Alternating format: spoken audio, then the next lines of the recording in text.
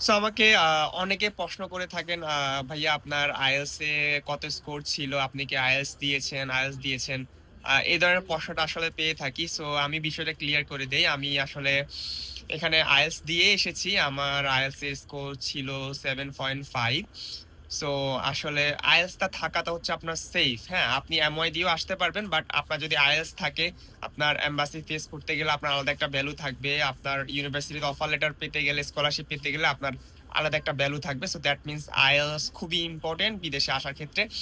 শুধু হচ্ছে যে আপনি ভিসার জন্য বা এখানে আসার জন্য IELTS টা ব্যবহার করবেন বিষয়টা এমন না। আপনি এখানে পরবর্তীতে স্টে করতে গেলে লাইক পরবর্তীতে আপনি ধরেন হাঙ্গেরিতে ভালো লাগতেছে না, আপনি অন্য একটা কান্ট্রিতে মুভ করবেন বা পরবর্তীতে আপনি পিএইচডির জন্য অন্য দেশে এপ্লাই করবেন। সো তখনও কিন্তু আপনার IELTS কাজে লাগবে।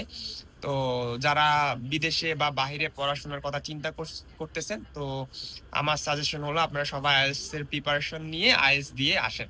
এটা আপনাদের জন্য পরবর্তীতে খুবই হেল্পফুল একটা ডিসিশন হবে।